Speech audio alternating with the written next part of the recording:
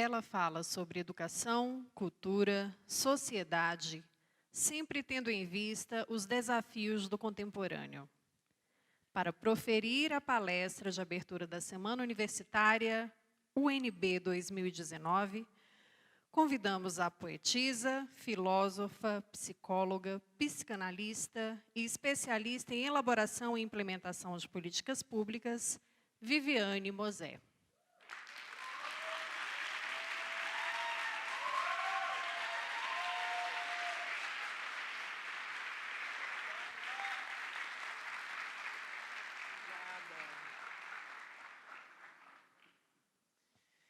Olá, que bom estar aqui. Só um minutinho, deixa eu me ajeitar para ver se eu não deixei o celular ligado.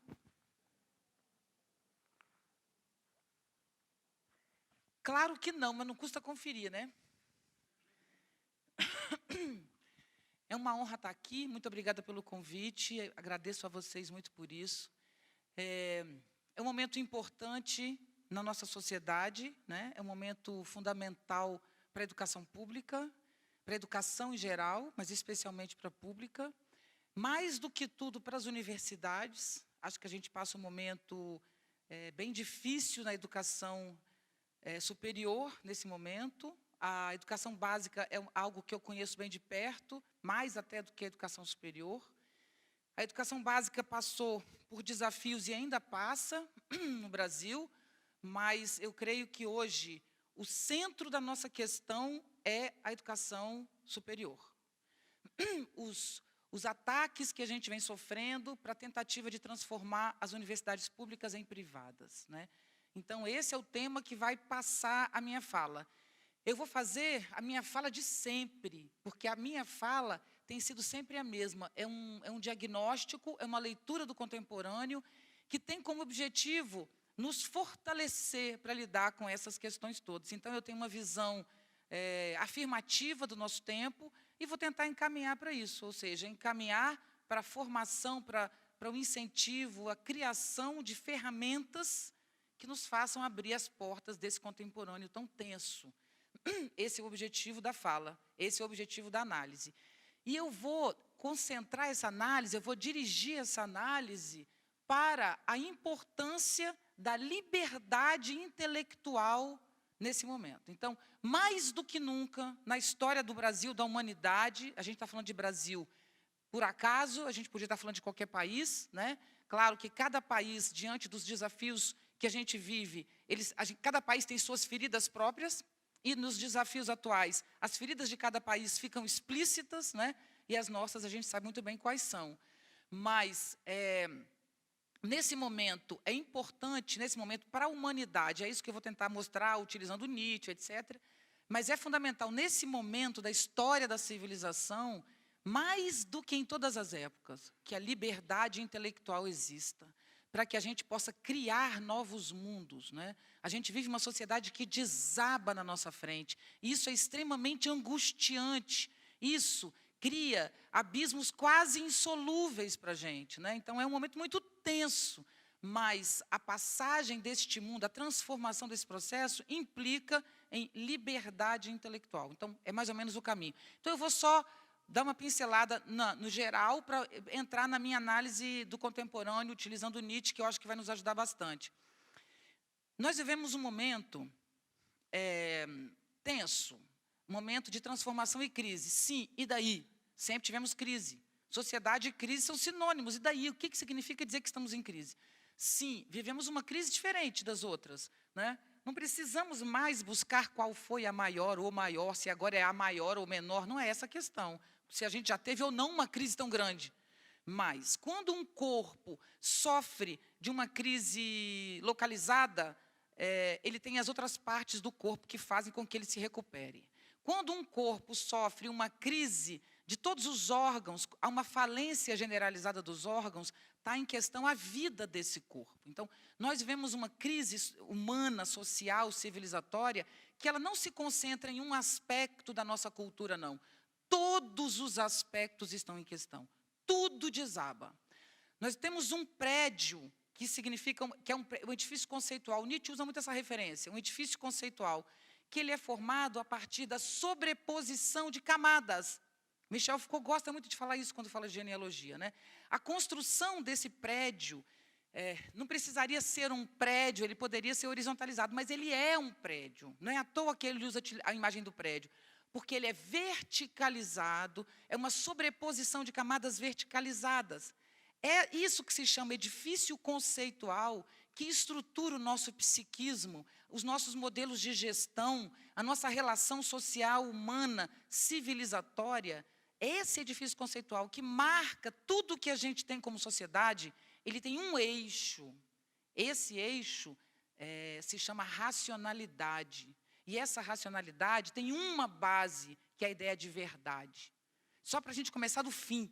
Nós vivemos a crise da verdade, nós vivemos a pós-verdade. Portanto, nós vivemos o desabamento de toda a estrutura conceitual construída a partir dessa ideia.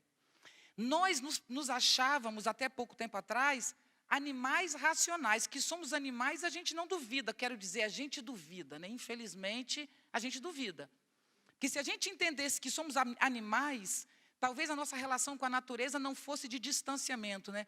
Vou proteger a natureza. Ninguém nunca devia dizer isso. Vou cuidar da natureza, proteger a natureza. Ninguém devia proteger natureza nenhuma, não. Nós somos natureza. Não existe a nossa bondade ou a nossa simpatia, não. É que há uma implicação nossa com a natureza. E a nossa racionalidade faz achar que a natureza é uma coisa e somos outra. Essa civilização construída a partir dessa racionalidade nos fez acreditar, isso já é produto desse modelo civilizatório, de que somos animais racionais. Mas isso é falso. Nós somos seres simbólicos, nós somos seres capazes de construir linguagem e pensamento, e ponto. A natureza produziu um ser capaz de produzir linguagem e produzir pensamento. Agora, o modelo lógico-racional que criamos, ele é um modelo moral. Então, o modelo dado ao raciocínio e ao pensamento, ele é essencialmente moral, está fundado em interesses específicos. Então, a racionalidade é o que desaba. O Freud, por exemplo, só para dar uns exemplos bem gerais para a gente provocar, e depois eu vou fazer a linha, como Nietzsche faz da civilização. Mas, por exemplo, nós nos pensávamos pela psicanálise, eu sou psicanalista, fiz psicologia na graduação, né, minha formação é essa. Nós nos pensávamos como seres neuróticos, somos todos neuróticos, o Freud dizia, bons tempos aqueles em que o nosso problema era o excesso de ordem, o nosso problema era limpar a casa demais, né? Era não ter prazer sexual, né? Então, uma parte não tinha prazer sexual pela repressão, a outra tinha excesso, manias, né? Excesso de mania, todos somos neuróticos. Freud, se tivesse hoje vivo, ele diria, somos todos perversos. Nós cortamos o nosso próprio corpo antes de cortar o dos outros. Os índices de depressão e suicídio são o que dominam a nossa sociedade. Não é à toa que eu estou de preto. Por duas razões eu estou de preto. Primeiro, pelo terrorismo de Estado que domina o Rio de Janeiro, a cidade onde eu vivo há 30 anos, onde o Estado, com uma arma na mão, autoriza o assassinato de pessoas indiscriminadamente. Todos sabemos que ao poder repressivo precisa ter limites, porque as pessoas que usam armas são pessoas e podem perder sua cabeça por ódio, por desequilíbrio. Então, o Estado precisa ter limite, produzir limite para essa ação. E no Rio de Janeiro não tem, e nós estamos na situação hoje, você sabe muito bem como, com uma criança assassinada. Mas esse preto também tem a ver com sexta-feira, com um rapaz que tirou sua própria vida dentro dessa universidade. E esse tema, infelizmente, é o tema que gerou o meu livro, Nietzsche hoje, sobre os desafios da vida contemporânea. Eu escrevi esse livro porque há 10 anos eu acompanho os índices de suicídio no Brasil. E isso é gravíssimo, eu já vou citar esses índices para a gente pensar. Então, nós vivemos uma queda absoluta de qualquer noção de limite. Nietzsche, no final do século XIX, quando olha para a história da humanidade, essa história que eu vou tentar olhar de fora, como ele fez, né, e tentando acrescentar alguns dados, já que ele não viveu nosso tempo, quando ele olha essa civilização de fora, ele está vendo um processo que vai se constituindo como um desgaste da vida. É isso que caracteriza a nossa civilização. A vida perde o valor, ela nasce como um valor da vida, e essa vida vai exatamente perdendo o sentido. estas e outras, esta é uma das formas, assim, não é a única, eu vou falar disso também, são formas de exercer o poder de controle dos corpos, inclusive o suicídio, depressão e automutilação fazem parte desse jogo, né? Então, a gente precisa entender esse processo. Não somos seres racionais, somos seres simbólicos, e o Nietzsche, no final do século XIX, quando olha para a civilização que nega a vida, né, e olha para a civilização e diz, ou nós desconstruímos a razão e a verdade, porque a racionalidade é um modo de ordenação do raciocínio que nega o corpo, nega a vida e nega os afetos, ou nós desconstruímos esse modo de racionalidade, ou ele vai desabar sobre nossa cabeça. E ele diz, no Nietzsche hoje, que a última coisa que o Nietzsche escreveu, antes de parar de falar, e ficou 10 anos mudo, a última coisa que foi encontrada no colo dele, é as últimas páginas do livro Esse Homo, em que ele diz, porque sou um destino. E ali, quase já em delírio, quando ele está no final da sua parte produtiva, ele diz a coisa mais contemporânea do mundo, que está no livro. Então, ele diz, no dia, porque sou um destino? Porque eu sou um homem da fatalidade. Eu fui o primeiro a perceber a verdade como mentira. A ideia de verdade é a maior mentira que a gente já inventou e o maior centro de manipulação de corpos, de pessoas, de discursos. No dia que percebermos, então, eu sou um gênio porque eu fui o primeiro a perceber que a verdade é mais danosa que a ideia de Deus. Essa é a minha tese de intérprete. Porque todo mundo gosta de dizer que o Nietzsche é um crítico da religião. Não, o Nietzsche é um crítico da ciência. O Nietzsche é um crítico da modernidade, do modo como a ciência pegou a ideia de Deus cristão e reproduziu num modo de controle social. É essa questão que o Nietzsche vai tratar. Antes mesmo da gente seguir, quando eu digo isso, alguém diz para mim, a senhora está concordando com o atual presidente, que diz que pode admitir que a Terra é plana e que a religião... Não, peraí. Eu não estou falando que nós temos dois mundos, o da religião da Idade Média e o da modernidade. Nós temos 3, pelo menos, e o contemporâneo está aí para nos mostrar que tem maneiras de você produzir saber, conhecimento, sem necessariamente ter verdade e uma linha que opõe o bem e o mal. Vivemos uma sociedade em rede. As coisas se implicam, felizmente, vivemos uma sociedade em rede.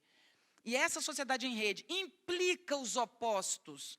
Então, nós precisamos, e essa é a minha razão de estar aqui, nós temos o direito, assim como temos o direito à cidadania, à água, à luz encanada, né, à saúde, à assistência médica, nós temos direito a um raciocínio complexo. Nós não podemos mais admitir esse modo de pensamento que opõe o mundo entre bem e mal, certo e errado, bonito e feio, porque não se opõe. Isso é um modo operacional. A verdade tem um sentido operacional e necessário, se ela é considerada operacionalmente como um acordo, como uma combinação. Sim, faz sentido. É verdade que o vermelho é para você parar quando você está indo no trânsito. E é verdade que o amarelo é para você ter atenção. É verdade que o verde é para você seguir. Isso é verdade, porque nós combinamos, fizemos um acordo e assinamos um contrato. Agora, não é verdade que a sua tristeza seja depressão, como todo mundo quer nos fazer acreditar. O que é realmente dor e o que é depressão? Qual é a linha que separa o seu sofrimento humano rasgado, a sua dor profunda, que faz você produzir conhecimento, arte, vida, sociedade? A dor, por exemplo, esqueci o nome dele na mitologia grega, do Hércules. O Hércules, por que o Hércules se torna um deus, se na verdade ele era um homem mortal? Porque ele enfrentou os seus maiores sofrimentos, como a morte dos seus filhos, por uma deusa.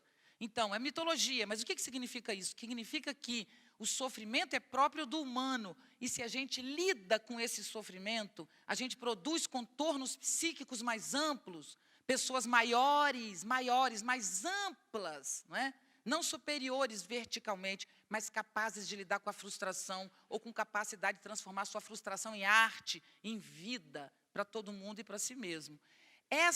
Esse fortalecimento do humano não está, esse modo de lidar com o sofrimento, não pode existir se a gente tem uma ideia de conceito que se opõe o bem e o mal. Então, no nosso modo oposto, na nossa linha de raciocínio, no nosso modo lógico e racional de produzir conhecimento, o sofrimento está de um lado e o prazer do outro, né? Então, nós temos que buscar o prazer e negar a dor. Mas vocês sabem, porque aqui quem tem mais de 15 anos já entendeu do assunto, que dor e sofrimento moram na mesma casa, habitam o mesmo corpo, e não tem régua que separe uma coisa da outra. Então, ou a gente desenvolve a sutileza do raciocínio e do pensamento, para cada um de nós distinguir em sua própria vida o que você quer afastar e o que você quer aproximar, porque você tem esse direito, ou não haverá sociedade. Essa régua de cima para baixo que diz que quem é bonito está do lado de cá, e ainda mais diz o que é ser bonito, né? Ou o que é estar certo, né? Isso tudo é uma produção moral. Bom, quem é Nietzsche? Nietzsche é o cara que olha para isso tudo e diz que isso é moral, porque até então nós estamos vendo o Aufklärung, né? Nós estamos vendo o iluminismo, nós estamos vivendo o período moderno em que a gente olha para isso e diz assim, mas a religião era excludente, porque a religião era da escuridão. Era mesmo, mas a escuridão, a religião é da fé, né? E fé é uma coisa particular e individual. Quando a gente fala de verdade, não. Verdade é na luz, é clara, é tão clara que ela é imposta a todos. A verdade é irmã da lei. A lei anda junto com a ciência. A gente sustenta as leis em argumentos científicos também. Então, o modo de ordenação social é um modo lógico-racional. E é exatamente esse modo lógico-racional que Nietzsche um dia disse que vai desabar.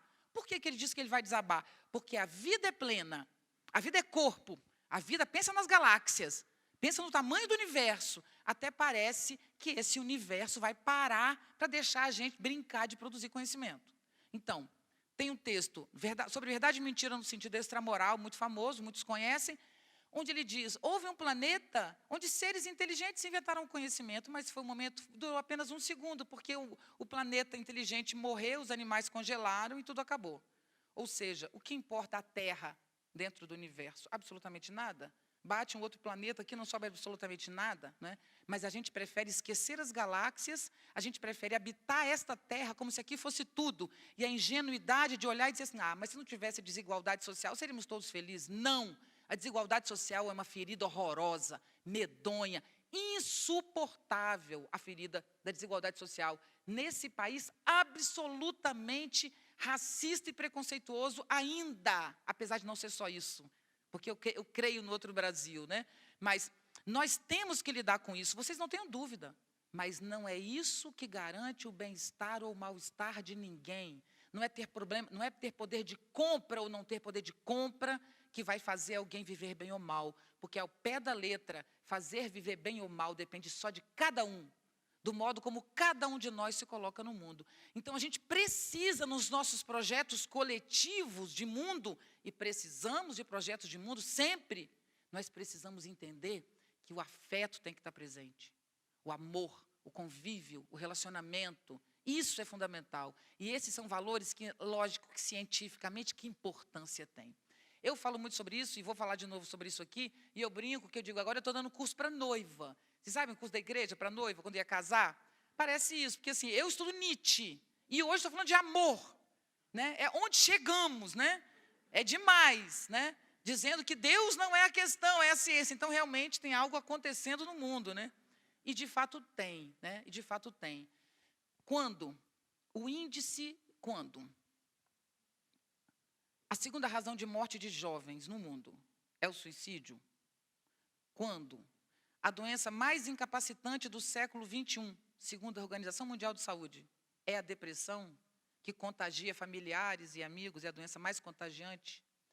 Quando o suicídio de crianças cresceu 40% no Brasil nos últimos 10 anos, o suicídio em geral cresceu 65%.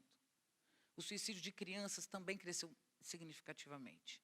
Então, hoje, quando você lê isso, e olha, imagina que a ciência, nós estamos numa grande universidade brasileira, uma grande universidade, vocês sabem disso, e tem muita honra de estar aqui, tem que ter mesmo. Nós estamos num grande centro de produção de conhecimento, né?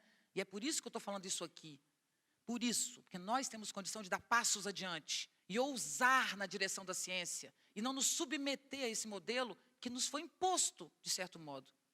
Quando a psicofarmacologia revolucionou, incentivada pelas novas tecnologias, revolucionou a medicação psiquiátrica, quando hoje nós temos medicações psiquiátricas que não produzem efeitos colaterais e atingem o seu objetivo, era para a gente ter nisso uma vitória, né? Que bacana, a ciência produziu isso, né?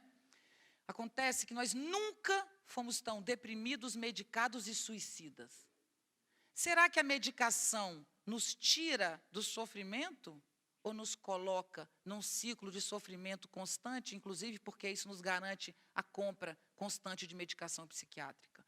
Por que a ciência, uma das ciências que mais cresceu no mundo, que é o saber sobre medicação psiquiátrica, combina com o período da humanidade mais doente, medicado e suicida?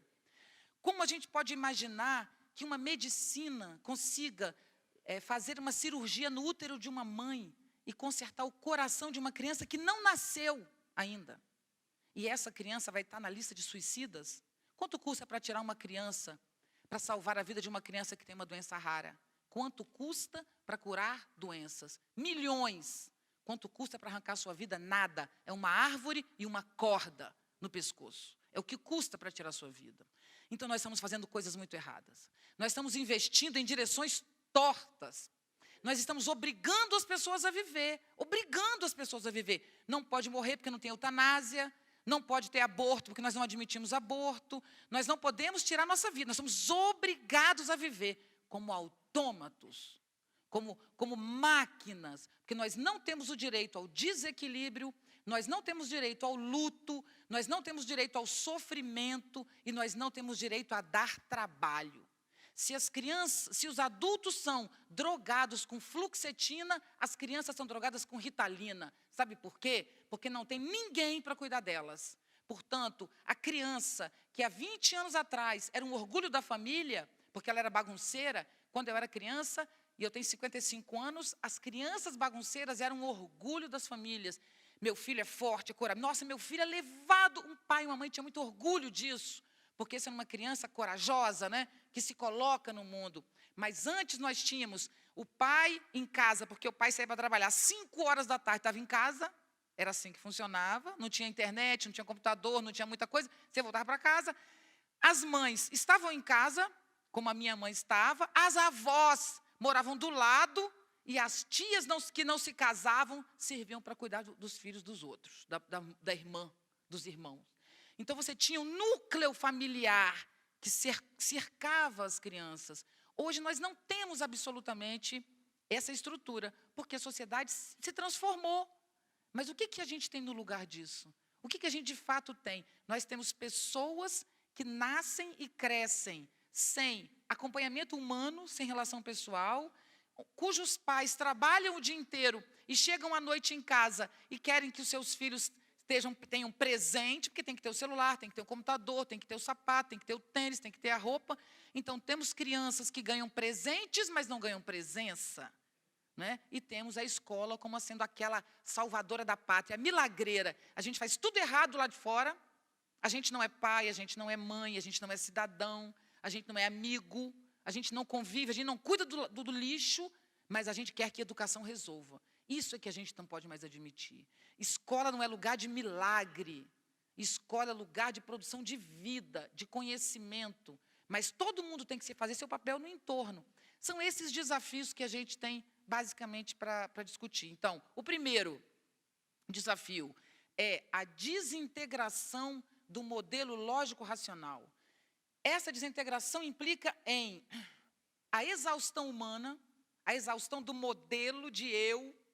Essa exaustão, óbvio que a exaustão humana leva à violência contra os outros e contra si mesmo, isso não há dúvida. A queda desse edifício conceitual, além da exaustão humana, gera a crise da pós-verdade, porque a verdade caiu e a relativização de todo o saber gerou a terra plana, né? Gerou a vacina como sendo uma doença, gerou o Lula como líder da maior organização criminosa que o Brasil já teve, né?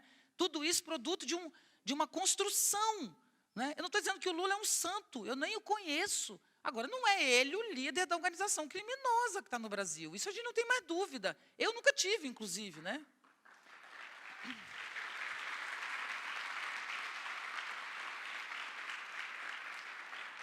Portanto, aí vivemos, sabe o quê? A guerra da informação. Então, a queda dessa racionalidade, desse modelo, leva à exaustão do modelo humano, a uma violência contra a gente e contra os outros. Isso leva à queda das instituições, porque a verdade caiu, caem as instituições, cai a noção de política, que desapareceu, e tudo, de fato, desaba. E, mais do que nunca, desaba, portanto, a ideia de verdade. Quando desaba a ideia de verdade, o que nós temos é uma guerra. Então, nós vivemos uma guerra. É a terceira guerra mundial. É a guerra da informação. Ou é a guerra de nós contra nós mesmos. Porque se a guerra é da informação, basta eu te jogar bastante informação torta, que você faz o trabalho sujo de tirar a sua própria vida. Eu não preciso tirar a sua vida. Eu só preciso incentivar você com muito lixo, de jogar muito lixo, inclusive o lixo dos urubus, né? Porque tem o lixo dos urubus, vocês sabem, os urubus voando. Sabe o que é urubu, né? O mau agouro. Tem os urubus que estão sempre dizendo, a vida não presta, o mundo não vai para lugar nenhum, isso é o fim do mundo, é melhor morrer. Tudo isso também é uma coisa bastante orquestrada, né? Sabe por que isso é orquestrado? Porque se tem uma coisa revolucionária, chama-se alegria. A alegria é revolucionária, o corpo é revolucionário, a arte é revolucionária.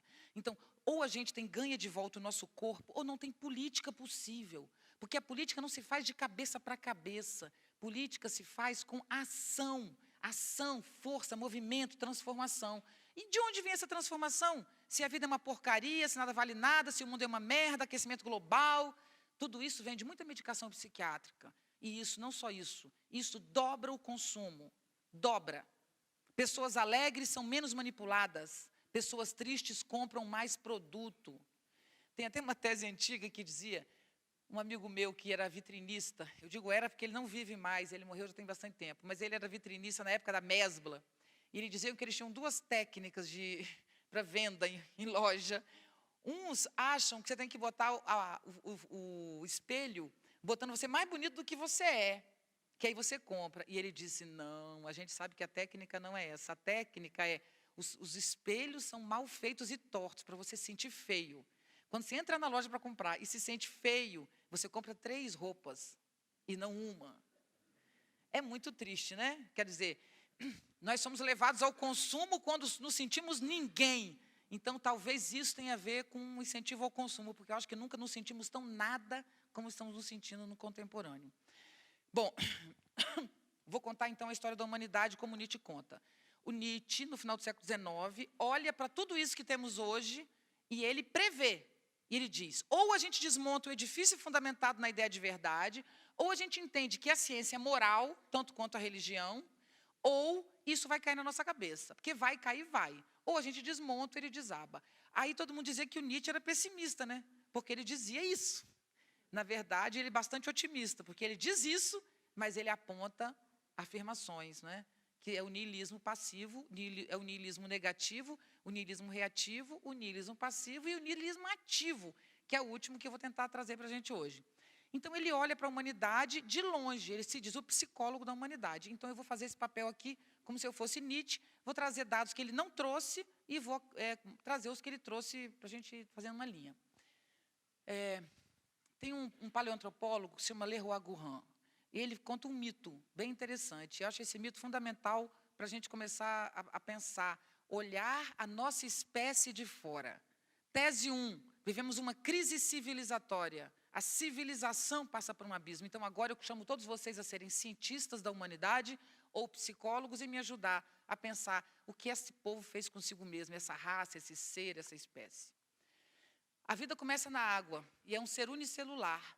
Por alguma razão que a gente não explica, esse ser unicelular não está satisfeito consigo mesmo. E ele se torna um ser pluricelular. E ele se transforma num peixe. A liberdade de um ser unicelular é restrita em relação ao peixe. O peixe vai mais longe. Ele atinge espaços maiores, ele ganha liberdade. Mas esse peixe, por alguma razão, não está satisfeito consigo. E ele quer mais. E ele começa a ganhar espaço, então ele sai da água e se torna um anfíbio. Ele sai da água e volta para a água e ganha liberdade. Mas esse anfíbio, por uma razão que a gente não explica, está insatisfeito consigo mesmo. E esse anfíbio torna-se réptil e ele abandona a água de vez. Mas quando ele abandona a água de vez, ele corre por todos os lugares, ele é muito rápido, mas ele se sente humilhado, porque o seu ventre se arrasta no chão quando ele anda. E incomodado com isso, ele empurra o chão e se torna um quadrúpede. E esse quadrúpede ganha terra e roda por todo o planeta. Mas, por alguma razão, ele não está satisfeito consigo mesmo. E ele empurra com os membros superiores e torna os membros superiores livres da locomoção. Alguns vão usar esses membros superiores inúteis e vão transformá-los em asas e vão ganhar os céus. Outros vão usar esses membros superiores como mãos e vão um dia produzir a fibra óptica. Essa é a nossa história.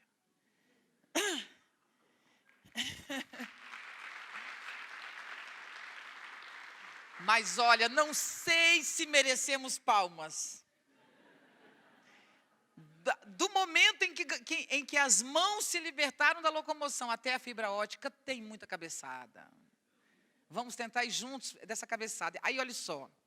Quando a gente se livrou e começou a usar as mãos não tinham a delicadeza desses gestos. Assim como o rosto não tinha a delicadeza desses gestos. Então, a gente precisou comer comida cozida e não crua, por exemplo, para não ter que mastigar com tanta força. E isso, a gente precisou sofisticar isso aqui, para poder falar. E isso foi dando leveza no nosso rosto. E a gente tem, na verdade, 2 grandes desafios cerebrais. O gesto da mão e a fala. É isso que gasta o nosso cérebro. Então, foi exatamente descobrindo as mãos para fazer ponta numa pedra que a gente ganhou volume cerebral. E quando a gente ganhou volume cerebral, a gente passou pela primeira revolução da memória, que não tem nada a ver com a internet, que é a revolução do Homo sapiens. Como é que funciona? Primeiro, a gente encontra uma pedra com ponta. Usa essa pedra com ponta para abrir um coco, para fazer uma arma. Demoram centenas de milhares de anos para a gente pegar essa pedra e fazer a ponta. Está coincidindo agora com Leroy Gourand. A mão agora está livre. Agora podemos fazer a ponta. Mas são anos e anos, né? Milênios de anos, né? Muito tempo fazendo ponta nessa pedra e usando a mão para desenvolver o cérebro. E, de fato, vai desenvolver. Quando o cérebro cresce de volume, né, cerebral, a gente passa a ser Homo sapiens, ou seja, a gente vive e guarda aquilo que viveu. Como a gente guarda o que viveu, é como se fosse um rio que faz um remanso, né? Aí começa a fazer uma roda ali. Ele está passando, ele passa ali. Então, esse movimento vai fazendo como se fosse uma zona, que não é exatamente de estagnação, mas de parado, né? de fixo, que é exatamente a memória. É esse eixo da memória que vai nos guiar até a internet, ao contemporâneo. A gente não é ainda o que a gente é, porque nós não somos Homo sapiens, nós somos sapiens sapiens. Nós precisamos da segunda revolução, que é uma revolução de compartilhamento, para a gente ser o que somos. Nós não somos seres que sabem. Quem já sabia eram os nossos antepassados, já sabiam, mas eles não sabiam que eles sabiam. Nós não só sabemos, nós temos consciência de que sabemos. Nós temos consciência de que temos linguagem. Agora, veja comigo, vocês, especialmente que estão numa universidade, que eu quero que a gente caminhe para o futuro, para o presente, não o futuro, mas para adiante, né? Então, olha só, nós temos uma natureza que começou numa célula, não é isso? E foi para o ar, né? Então, nós somos o mais elaborado e sofisticado ser dessa natureza, dessa espécie. Por alguma razão, a vida, e não a cultura e a civilização, a vida, quis que nós falássemos. Nós temos capacidade de linguagem. É o nosso destino se manifestar, colocar para fora. Tanto que, pequena pausa psíquica, quando você recebe, nós somos seres que têm uma capacidade de receber muito grande e temos uma capacidade de armazenar. O armazenado vai se conversando consigo mesmo e devolve. Se você, momento autoajuda, se você recebe, especialmente você que é sensível, recebe mais até, né? Tem gente que recebe pouco do mundo, que tem mais porta fechada. Se você recebe, você é obrigado a devolver. Senão você cria zonas de estagnação que impedem o seu fluxo psíquico. Então, nós somos seres desse retorno. Ponto.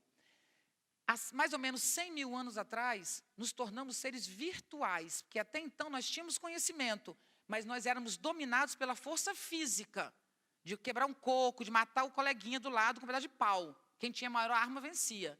Acontece que agora, por alguma razão, o fato de nós ficarmos muito tempo com conhecimento, com conteúdo, com memória, algo se deslocou. Eu digo que é aqui, mas pode ser aqui.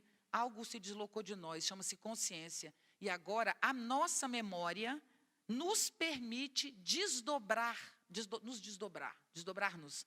E somos dois. Nós só somos humanos porque somos dois. Somos um ser material e físico que tem fome, que tem desejo sexual, que tem ódio, que tem ira, que tem amor físico.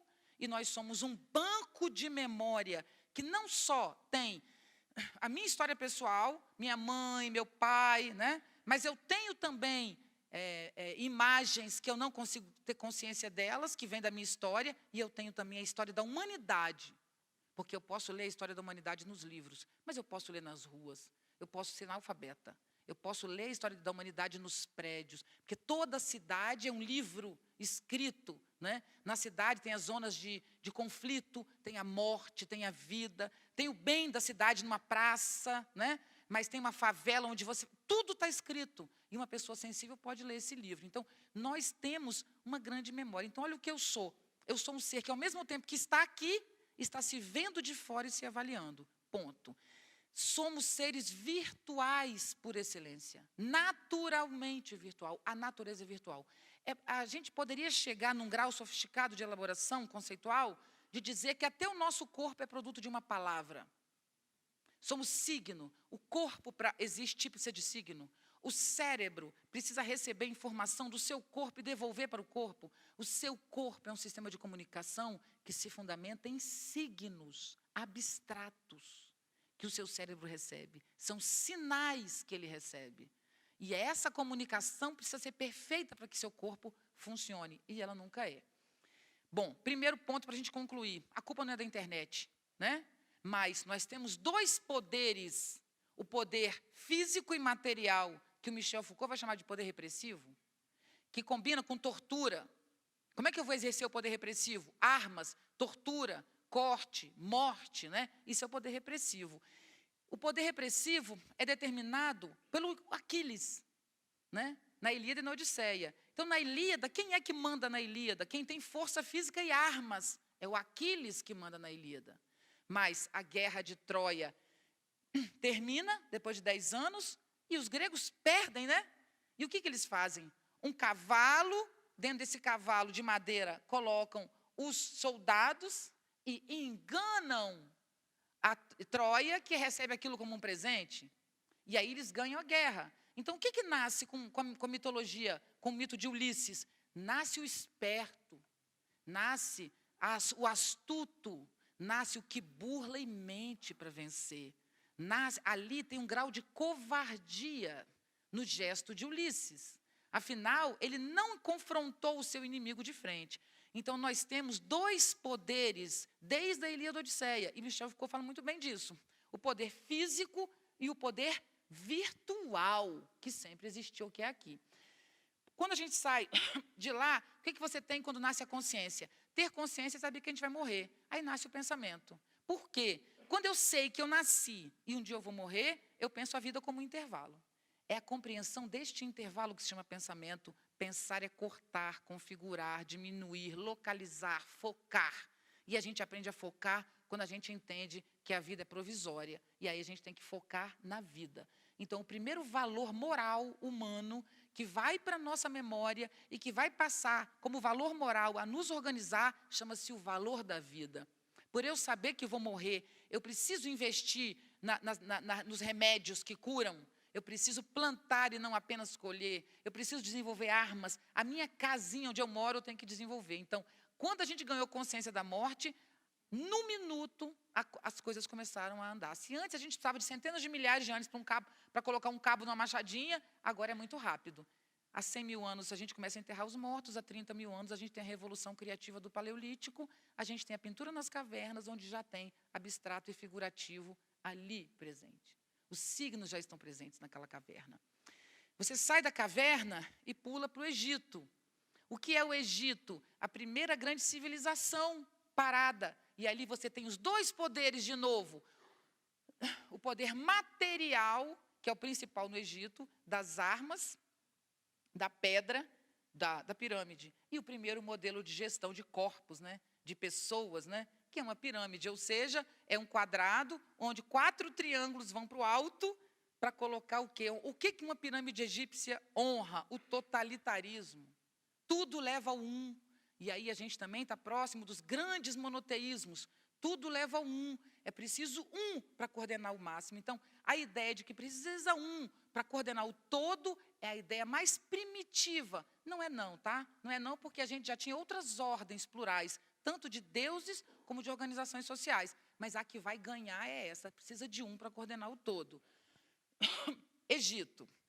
Pula do Egito para a Grécia, que já tem a Ilíada e Odisseia anterior a isso, que é mitologia. Eu estou pulando para a Grécia clássica, século V a.C. Então, o modelo piramidal nasceu na Grécia, no Egito. Pedra e verticalidade máxima. O Amon-Ra, ao mesmo tempo que é rei, é Deus. A gente sabe que no Egito também já tem o poder disciplinar, né? O poder virtual, da morte, do enterro, tudo aquilo está lá. Mas o máximo do Egito é a força física. Pula, vamos para a Grécia. Na Grécia, a democracia grega não é exemplo para a gente, não, porque hoje as meninas não iam aceitar não votar, né? Nem temos um sistema de escravidão. Então, ninguém tem na Grécia uma referência de democracia, mas a Grécia fez uma coisa que é contemporânea. Ela construiu como modelo de ordem o campo de forças. Então, olha só, se no Egito tudo é um, o que é na Grécia? A praça. Então, não é que é democrático, não é, mas não é um. Quem é que manda na Grécia? A praça. Quem está na praça? Homens livres, certo? Mas não é um. Então, quem ganha na Grécia? Ganha a astúcia. Ganha o discurso, nasce a filosofia.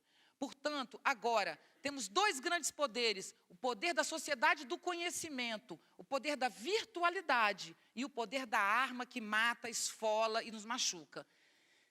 Quando você está na Grécia, você pensa, poxa, que lindo, a Grécia então quebrou. Não, a Grécia tem um modelo de campo de forças como centro do poder material e físico, mas no poder virtual ela também fez uma pirâmide. Parte dos afetos do corpo, e vamos filtrar esse erro que é o corpo, né, Platão? Tem que ter o debate, Sócrates, o diálogo, para quê? Porque o corpo é o lugar do erro, as sensações são o lugar do erro, mas ainda temos os 3 monoteísmos como referência. Nós queremos que a inteligência chegue ao um, tanto quanto os 3 monoteísmos, tanto quanto a pirâmide egípcia.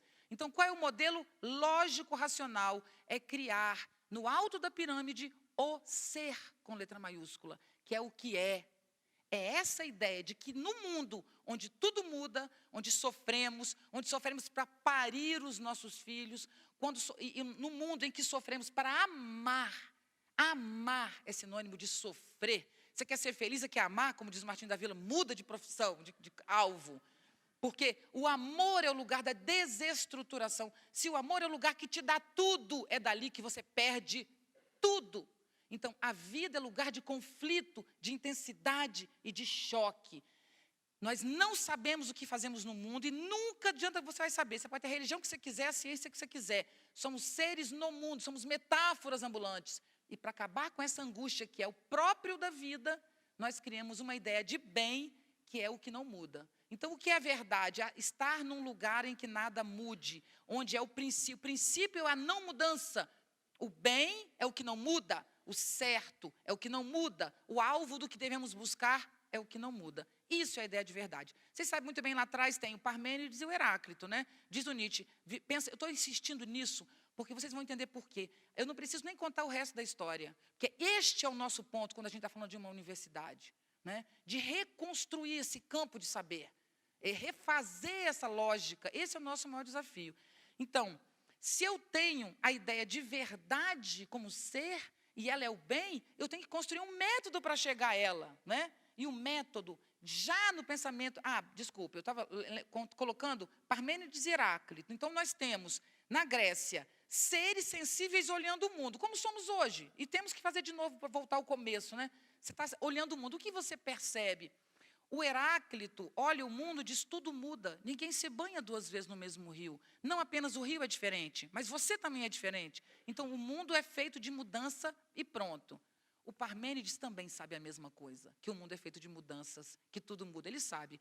Só que o Parmênides diz, que merda de mundo. Nós somos filhos de um Deus desgraçado, que nos fez botar no mundo para sofrer. Para o mesmo mundo, Heráclito olha e diz, é o melhor dos mundos. A mudança é o que faz a vida ser divertida e alegre. Que delícia que tudo muda. O mesmo fenômeno, então diz o Nietzsche que a civilização é guiada ou por corajosos ou por covardes. Quando ele é guiada por corajosos, é por Heráclito. Você olha a bagunça que é a vida, o sofrimento, o conflito, o campo de força, e fala, oba, vamos à luta, vamos aprender a desenvolver isso com arte, com música, com amigos, com amor, e vamos à luta. E tem outro que diz, eu me sinto um merda, a vida é uma porcaria. E esses outros são aqueles que, para viver, precisam submeter. Né? Então, eu acho a vida tão porcaria, que é produto de um Deus desgraçado, que para eu me sentir bem, eu tenho que dominar vocês, controlar e vocês me servirem. Uma pessoa que precisa que te sirvam é uma pessoa muito fraca, pequena, ninguém. Hoje nós precisamos de curtidas na rede social. Se uma pessoa, para levantar de manhã, precisa ter curtida na rede social, ela não tem vida. Ela está vivendo em função de alguém. Né? Então, é esse o desafio existencial que a gente precisa ter. E a própria educação pode nos ajudar, apesar dela não fazer milagre, né? A gente poderia começar com autoconhecimento. Quem somos, o que significamos no mundo. Bom, a produção da verdade exige um discurso que começa com Aristóteles, mas que se sustenta basicamente no pensamento cartesiano, que é as 3 regras do discurso. Lógico, para todos. É um discurso lógico racional, é científico, mas a Dona Maria, que mora no Acre, ela usa esse discurso. Ela fala as palavras erradas, mas ela não está sem a lógica. Não porque seja natural, mas é porque a aquisição da linguagem implica em moralidade. Por exemplo, vocês me desculpem, sujeito e predicado. Quem dera que a vida fosse feita de sujeito e predicado, né? Quem dera, né, gente? Seria lindo, né? Quem dera que é só achar o sujeito da ação. Olha que beleza, né? Quem tem culpa? Nós brigamos, quem tem culpa, né? Quem causou? Olha que delícia. Seria lindo você descobrir quem causou, né? Seria lindo você ter tranquilidade de dizer, só tem 0,01% do avião cair. Mas eu conheço um monte de gente que estava em avião que caiu, vocês não conhecem? Então, o que te garante, em cima de um avião, que eu ando de avião direto e não acho aquilo uma alegria total? Né? Você está lá no alto, não, mas só 0, e daí 0,1, o que tem a ver estatística com nada? O que estatística significa, por favor? Nada, absolutamente nada. Sim, significa, claro, num plano maior, claro, não estou negando. Agora, não te dá segurança, né? De dizer aqui está tudo bem, não. Você pode ser exatamente o que está na hora errada, no lugar errado. Isso na Grécia, sabe o que chama, gente? Chama-se o pensamento trágico que o Nietzsche traz. Né? Na verdade, o Nietzsche usa a Grécia, que é a tragédia grega. O que é a dor da existência? O sofrimento. Porque ele é não merecido. Porque o sofrimento merecido é um que você pode evitar. Por exemplo, você bebe pra caramba, enche a cara e pega o carro e faz uma besteira, isso não é tragédia, isso é burrice.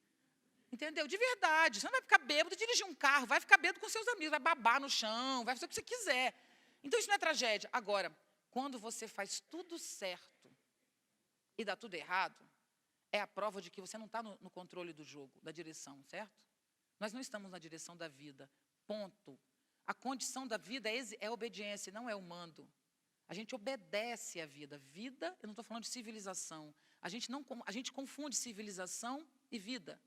A civilização é o que nós fizemos da vida, e fizemos tudo muito torto, em vários graus. Em outros, não. Né? E é esse reacertar que eu estou tentando discutir com vocês. Estamos num ponto que a gente tem que olhar a civilização e dizer, temos que acertar umas coisas aqui, a coisa está feia. E não é a gente que vai ter autoria, não, tá? Não pensa que você vai morrer dizendo, eu mudei o mundo, que não vai acontecer, esquece essa parte. Faz o seu papel e relaxa e morre em paz. Porque não é a gente que assina, é uma obra coletiva, né? De muitas mãos, né? Antigamente, todo mundo queria achar quem é que ia mudar o mundo. Tem um autor, não tinha? Freud, Marx, entende? Apagadamente, como dizem os adolescentes, né?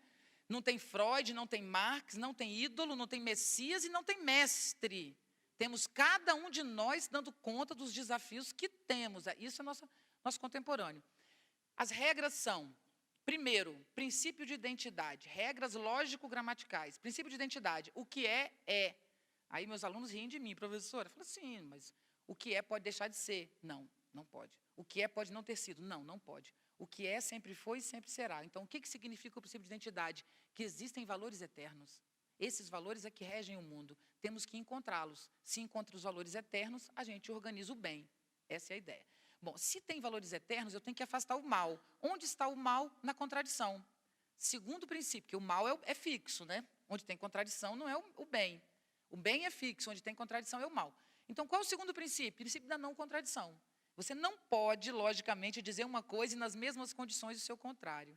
E tem o princípio de causalidade, que diz que tudo tem uma causa, uma causa. Quem me dera, gente, seria lindo que existisse o princípio de causalidade, mas Hume desfez esse princípio, antes do Kant. Mas quem desfez esse princípio mesmo foi a tecnologia contemporânea, foi a física do século XX, tudo isso já desfez. O pensamento contemporâneo de ponta não utiliza causalidade, não existe, porque milhões de coisas causam milhões de outras. Você identifica uma, mas tem milhões de causas criando uma coisa, e a gente não pode pôr uma linha nisso. E o último princípio, chama-se princípio do terceiro excluído. Eu posso dizer que eu estou feliz, eu posso dizer que eu não estou feliz, mas eu estou proibida, logicamente, de dizer que eu estou e não estou feliz ao mesmo tempo. Esse é o pior. É o princípio que opõe valores. Então, para atingir a verdade, você precisa excluir uma parte da vida, que diz respeito ao corpo e às sensações e aos afetos. Vocês entenderam o nosso probleminha aí, né? Não precisa mais falar nada. Isso foi construído, isso é um modelo aplicado ao raciocínio. Esse modelo foi aplicado desde o pensamento grego clássico. Bom, aí pula, porque Roma dominou Grécia, tudo aquilo se apagou, e agora a gente tem o Constantino, que torna a sociedade romana cristã, que aí a gente vai entrar na Idade Média. Aí, quando você entra na Idade Média, eu não vou comentar muito, não. Só vou dizer para vocês que ali você tem a igreja casada com o rei. Você tem o poder virtual da igreja com o poder físico e material do rei no mesmo lugar. Quando eles estão no mesmo lugar, você tem uma concentração muito grande de poder, que é o que aconteceu na Idade Média. Mas a gente pula. Mas tem uma frasezinha do Nietzsche para a gente pular a Idade Média. A frase é, para vocês terem ideia, essa frase é fundamental no meu livro, Nietzsche, a Grande Política da Linguagem. O platonismo, o cristianismo é um platonismo para o povo. O que fundamenta todo nosso domínio é a ideia de verdade platônica. E o cristianismo pega essa mesma ideia. Mas os intelectuais, como nós, precisamos de filosofia. E as pessoas mais simples, que não vão à escola, precisam de religião. É mais ou menos a lógica que ele está dizendo que foi utilizada lá atrás, né? Como a maior parte do mundo, na época, não quis estudar filosofia, temos que criar um modelo que chegue a todos. Para o Nietzsche, cristianismo e ciência estão em continuidade desde a Grécia. Quando você sai do pensamento da Idade Média, quem destrói a Idade Média? A Revolução da Memória. Qual é a Revolução da Memória?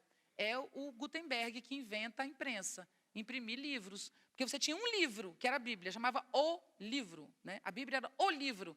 E a Bíblia coordenava moral, social e tudo que existia no mundo. Quando inventam a imprensa, cada um pode produzir seu pensamento e multiplicá-lo, né? O Marquês de Sade, quem viu o filme é bem romantizado, né? Mas é uma história dessa. Quer dizer, o Sade pegou a maior pornografia e colocou no livro. Então, Sade é o grande cara que abriu o pensamento contemporâneo, porque até então o livro era sagrado, era de Deus. O livro só podia ter essências, né? E Sade vai lá e coloca cocô, xixi, sexo explícito, escatologia no papel e arrebenta a página e fala que pode tudo.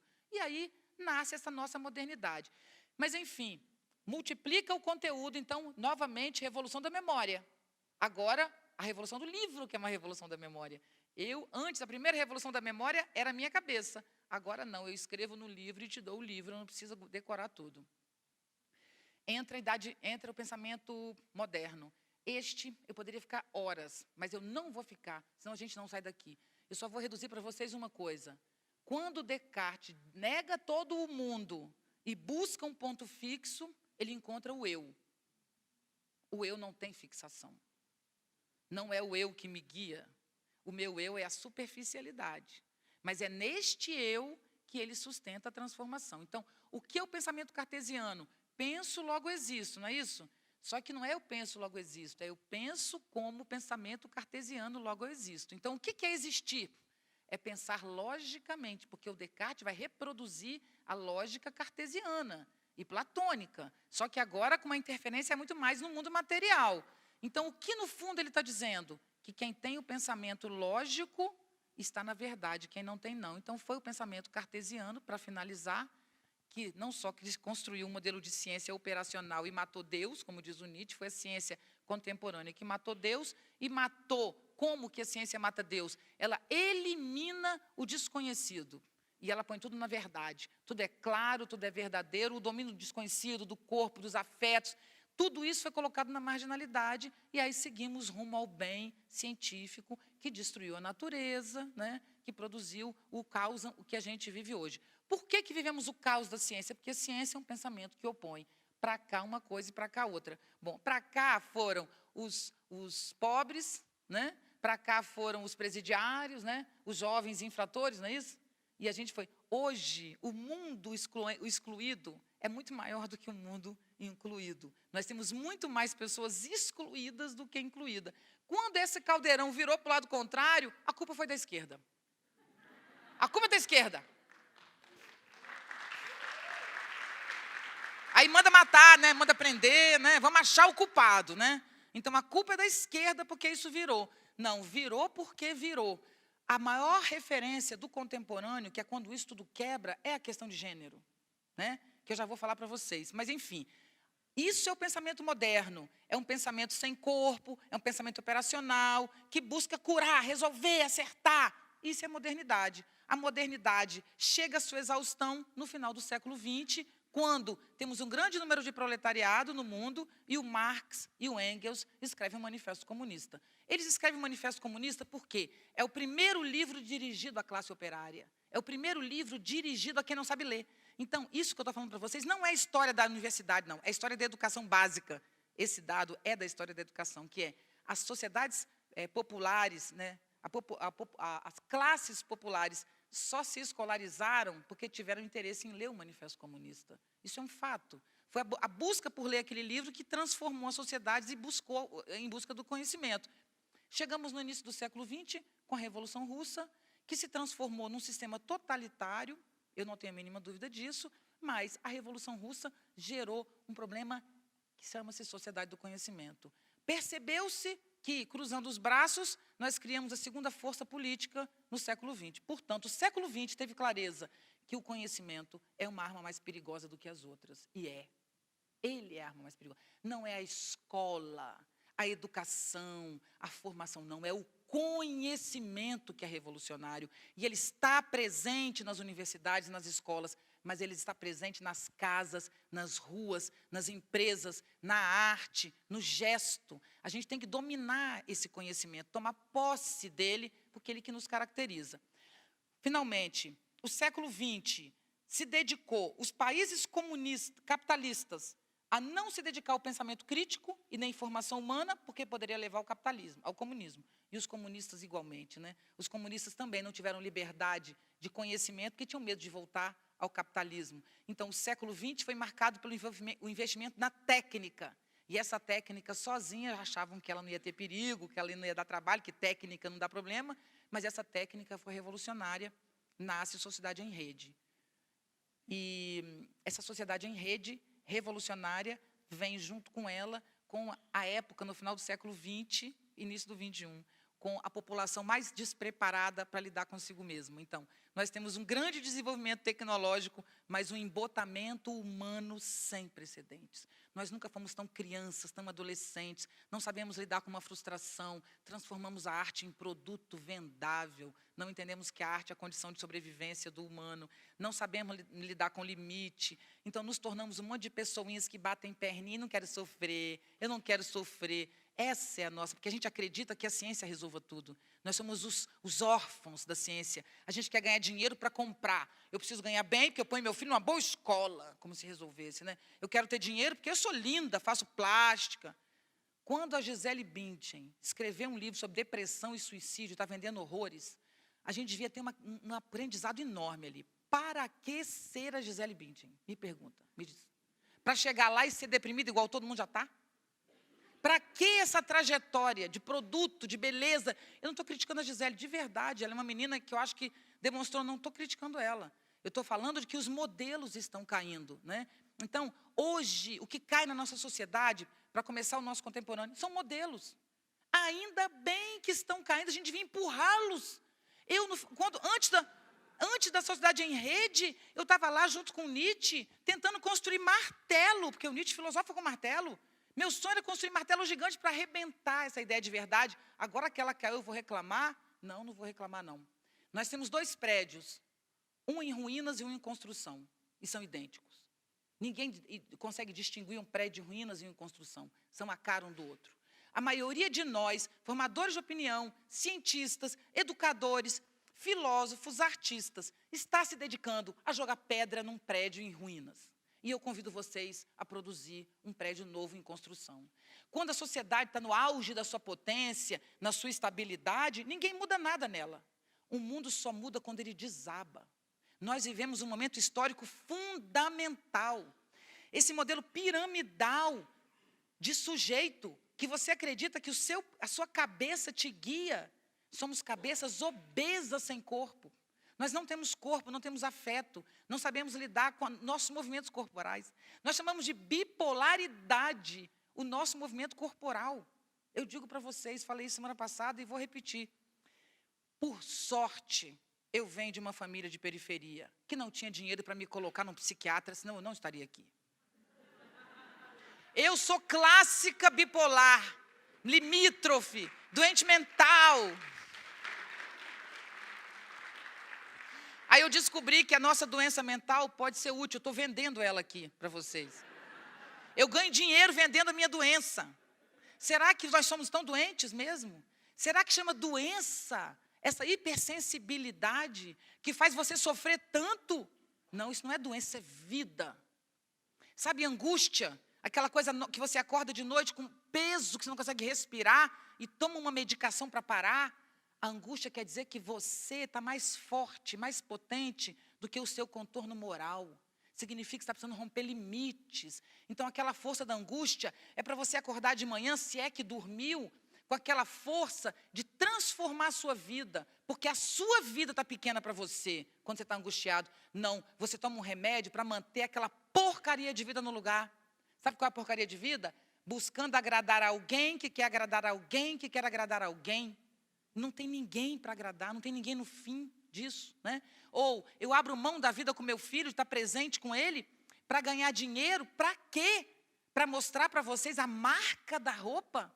O restaurante que eu fui, ia fazer a foto do restaurante e publicar na rede social?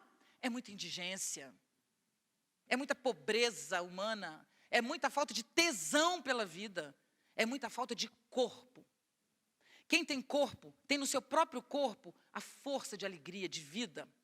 Se tem uma coisa que nos estimula é o limite. Quando um rio corre, ele só corre. Quando esse rio para de correr, porque cria uma represa ali, o que você vai fazer? Vai tirar o que está impedindo o rio de correr? Ele volta a correr? Não. Você vai manter e vai multiplicar aquela força hidrelétrica.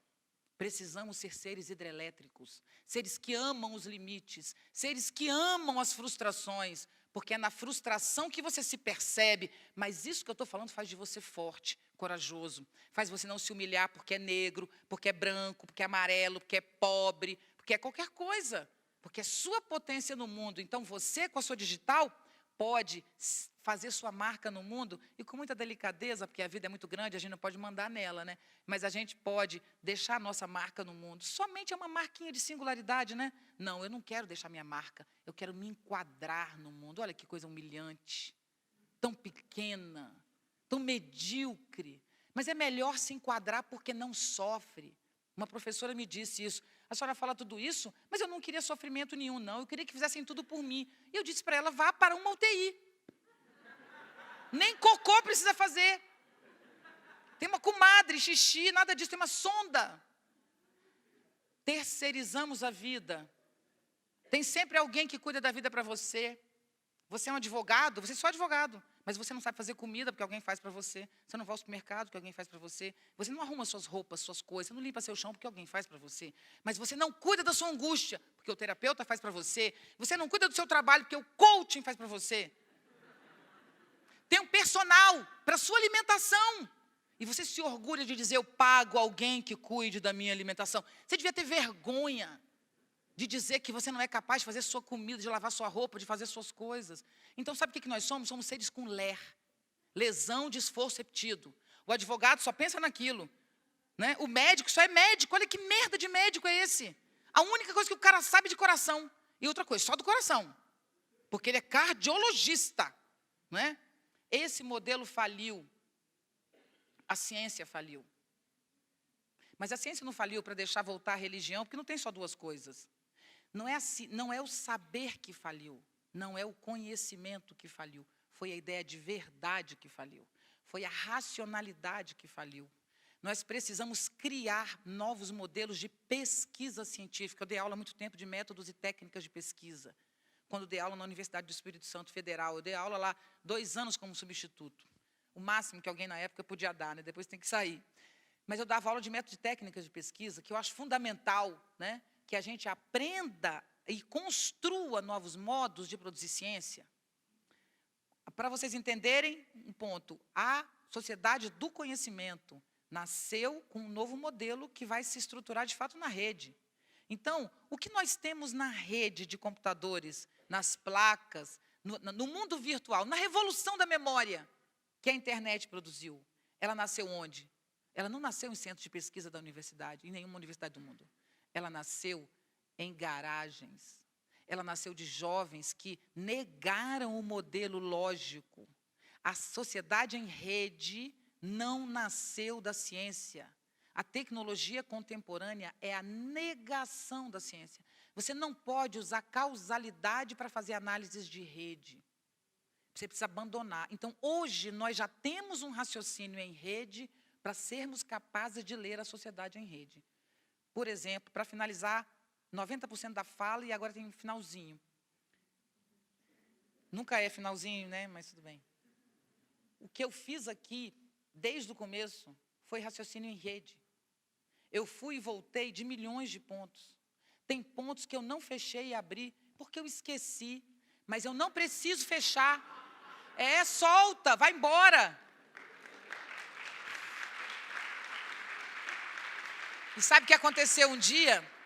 Eu, numa palestra dessas, quando eu ia terminar, eu falei, peraí, que falta terminar. Aí levantou uma moça que fez pergunta primeira, falou, só queria dizer uma coisa para a senhora. Quando a senhora esquecer de completar alguma coisa, confia na gente que a gente completa. Por isso que eu entrego. Não tenho medo de falar. A senhora tem coragem de falar de improviso? Eu falei, mais do que... Porque se você estiver fazendo uma coisa linear, você pode errar. Agora, onde é que eu vou errar aqui, me diz? Não tem erro. Mas isso é mais corajoso, porque aqui eu aciono a minha memória afetiva. Porque dependendo da reação que vocês vão tendo, a minha memória vai buscando coisas diferentes. E cada palestra é para cada situação, para cada lugar. A sociedade em rede, ela se caracteriza pelo rompimento das linhas, certo? Então, o que era uma linha se multiplica em muitas redes, em muitas direções. Nós trabalhávamos até pouco tempo com sistemas. Um sistema só é um sistema se ele tem dentro e fora. Ele é um sistema porque ele é algo que no mundo, que é múltiplo para todas as direções, você pegou uma corda e amarrou. Um conceito é isso, né? É quando você amarra um pedaço de mundo e diz isso é bonito, belo, ou seja, o que você está dando. O conceito é um círculo, mas o sistema é um círculo de muitos conceitos, né? Em geral, fundamentado por um principal no centro, que é o objeto formal abstrato de uma ciência. Ele está no meio, em torno desse objeto formal abstrato, que é o grande conceito, você vai montando conceitos, e esse sistema tem que ser autônomo. Nós tivemos 2 grandes sistemas conceituais, o marxismo e a psicanálise. Hoje, a sociedade em rede ela é tão incrível que não é um sistema. Por quê?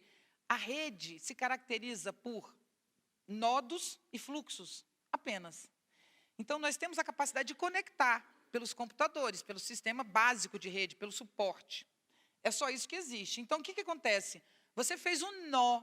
O nó é um site, o nó é um e-mail, é um ponto, qualquer no mundo que você tenha um lugar seu, um lugar em que possam te visitar. Então, você tem lá o seu ponto. Isso é um nodo, um nó. Ele já tem o ponto dele, é o UNB, é o site da UNB, que já é uma coisa bem mais ampla, né? E ela tem o globo.com, que é outro. Então, você tem pontos, mas não deixam de ser pontos. Então, o que caracteriza a rede? Quando a gente entra e frequenta o seu ponto, ele passa a ser um centro de poder, porque tem fluxo. Mas o fluxo pode sair dali e ir para outro lugar. Por isso, você não pode definir a rede como sistema, porque ela nasce a partir do uso. Então, se a gente dizia antes, proletários do mundo univos, hoje você pode dizer, usuários do mundo univos.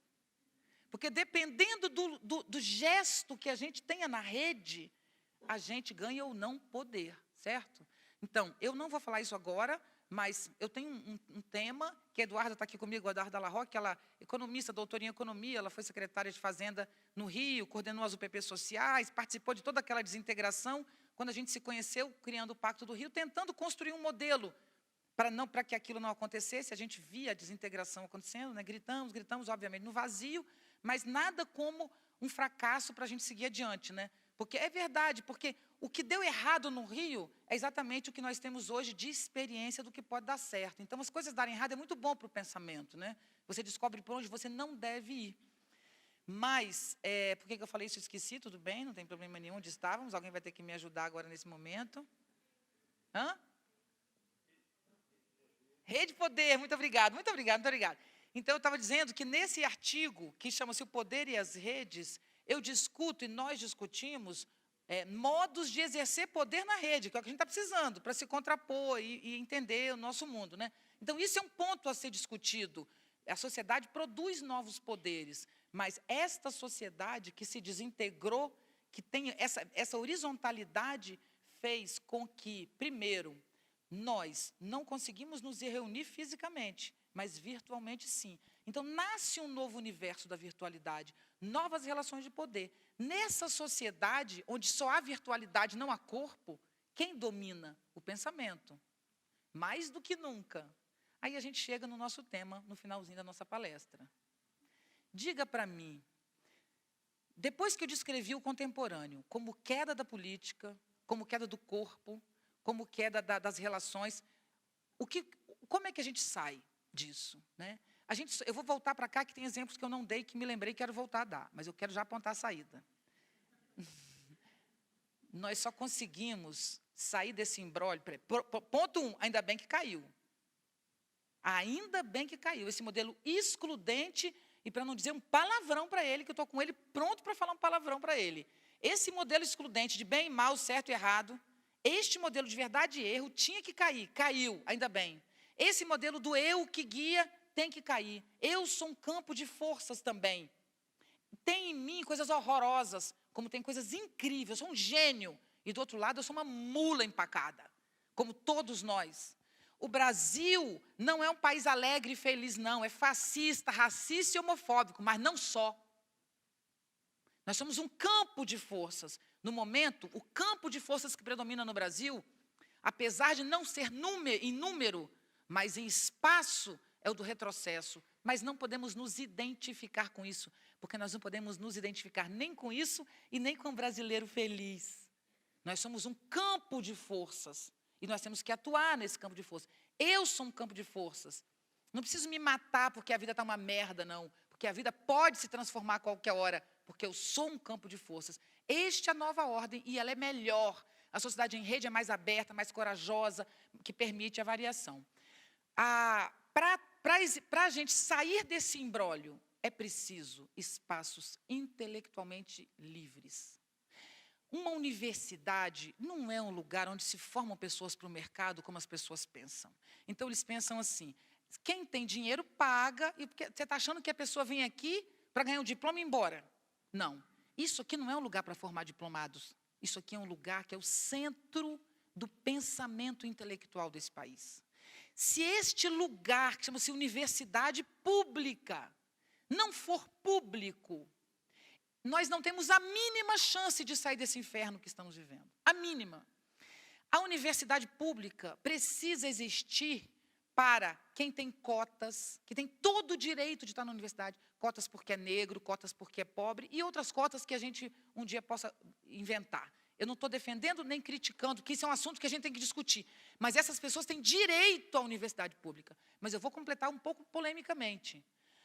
Um garoto rico também pode ter direito a estudar aqui. Sabe por quê? Porque um garoto rico pode querer ter noção do mundo real. Um garoto rico pode se transformar em alguém que vai guiar uma empresa ou algum lugar adiante. Então, não é que a universidade pública é para quem não pode pagar, não é isso. A universidade pública é para quem tem coragem de transformar o mundo. A universidade pública é o espaço de liberdade do conhecimento, onde a gente, às vezes, gasta um dinheiro até à toa, porque estão dizendo que a gente gasta à toa. Às vezes é necessário. É necessário, às vezes, que você entre num curso e não conclua. E você termine no outro. E aí você perdeu umas matérias que você não vai usar. Aquilo pode ser essencial para uma formação. As greves que nós já fizemos na universidade são essenciais para a formação política. Ah, mas tem um mês sem aula. Não devia, não, porque a gente devia ter dinheiro. Mas esses movimentos políticos são fundamentais para a formação humana. Na universidade pública, o que acontece nos corredores e nas escadas, o que acontece nas festas nos fins de semana, é fundamental para a formação humana. A universidade pública é um centro de vida, de produção de vida. Se a gente simplesmente abre a nossa universidade para patrocínio externo, nós vamos ser reféns dos patrocínios. Quando você vê que alguém produziu um aerosol, por exemplo, inventou um aerosol que destrói o meio ambiente, será que aquela pessoa que estava fazendo o aerosol, aquele cientista, tudo bem que o modelo científico é um modelo excludente, talvez ela não tenha visto o todo, mas eu tenho a impressão que viu sim, mas aquilo tinha um apelo muito grande do mercado, não é isso? Então a gente finge que não sabe, que nós estamos jogando no ar coisas que vão destruir a natureza. É para isso que nós estamos caminhando. Então, os argumentos contra a universidade pública são simples de desfazer, né? Então, o que é o argumento 1? A universidade é cara. Não, a universidade não é cara, não. Porque é isso que garante o nosso desenvolvimento futuro. Por exemplo, nós precisamos pensar que tipo de sociedade nós queremos ser. Que tipo de país a gente quer ser? A gente não pode seguir simplesmente o fluxo, né? Você entra, faz o seu curso, sai daqui, vai embora, pega seu diploma e se encaixa no mundo. Só se você quiser ser um idiota. Só se você quiser ser um lixo do produto do consumo. Aí você vem aqui, faz um curso bom, né, assim? Né? Sociologia, né? Filosofia, essas palhaçadas, né? Faz a medicina, um troço, né? Direito, uma coisa que vai botar você no mundo, né? Então, você faz um curso bacana, sai daqui com diploma, ganha dinheiro para comprar. É isso que quer mesmo? Você vai ganhar dinheiro para se tornar alguém que compra e paga. O débil mental, né? Não é possível que alguém se satisfaz ganhando dinheiro para comprar e pagar, comprar e pagar. Nós precisamos de mais do que isso. Então, o que é o problema de uma escola particular, por exemplo, de ensino básico? Quem domina, isso eu conheço perfeitamente bem, as escolas públicas do Brasil, de ensino básico, são muito melhores que as particulares. Eu rompi com o professor Cristóvão Buarque, primeiro com esse tema, depois quando ele apoiou o golpe. Apoiou, inacreditável que ele tenha feito uma coisa dessa. Mas antes disso ele teve um erro grave. Ele dizia, eu quero que a escola do pobre seja tão boa quanto a escola do rico. Eu falei, professor, o senhor não conhece a escola do rico. O senhor não vai dizer para mim que uma escola básica, particular é boa. Sabe por quê, queridos? Porque quem manda numa escola particular são os pais. Os pais determinam o rumo da escola particular. É só eles se reunirem e dizerem que vão sair da escola, que a escola vai para onde os pais quiserem. Nós temos que proteger as crianças dos pais. Olha o que dizem. Olha o que falam. As crianças têm que estudar em casa. Gente, vocês não leem jornal? Jornal pode ser virtual, né? Até para gastar menos papel. Mas, gente, vocês já viram quantos pais abusam sexualmente dos seus filhos? Quantos pais torturam fisicamente os seus filhos? Quantos pais odeiam seus filhos, matam os seus filhos? Essa semana, um pai se matou com uma criança, filho dele, dentro do carro. Enquanto ele estava jogando o carro, ele mandou o filho se despedir da mãe. Tchau, mamãe. Isso você tem ideia disso? Foi o pai que fez isso com essa criança. Portanto, a escola pública, especialmente, que é livre dos pais, não são os pais que mandam na escola pública. Eles não têm esse poder. Então, a escola pública protege a criança dos pais. Dá à criança uma chance de chegar na escola e dizer: meu pai está me torturando, está me violentando. Então, nada com essa história de estudar em casa. Isso não é correto. As crianças têm que ter uma chance de sair de casa, e essa chance chama-se escola. Isso é escola básica. Então, se a escola pública no Brasil, básica, ela é apenas 30% pior que a particular. Se você olha o IDEB, as escolas públicas crescem no IDEB todo ano, e as particulares permanecem as mesmas. A escola particular pega uma criança cujo pai já é alfabetizado, já fez faculdade. Esse pai da escola particular fala inglês, fala português corretamente, ainda leva o filho para passear no museu. A escola pública recebe crianças que vêm do crime, que têm fome, que têm pais analfabetos, sofrem violência de todo tipo, passam pela escravidão negra que esse país passa, pela humilhação. Essa escola pública que lida com tudo isso, ela é apenas 30% pior do que a outra? Então, a escola pública é melhor que a particular no Brasil. Vocês não tenham dúvida disso.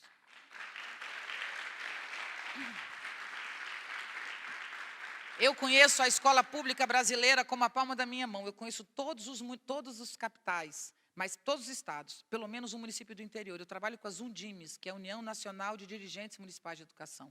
Eu conheço a educação básica como na minha mão. Dica: querem aprender novas metodologias na universidade? Quem está aqui como professor, quer aprender como faz novas metodologias ousadas e corajosas? Copie a educação pública básica.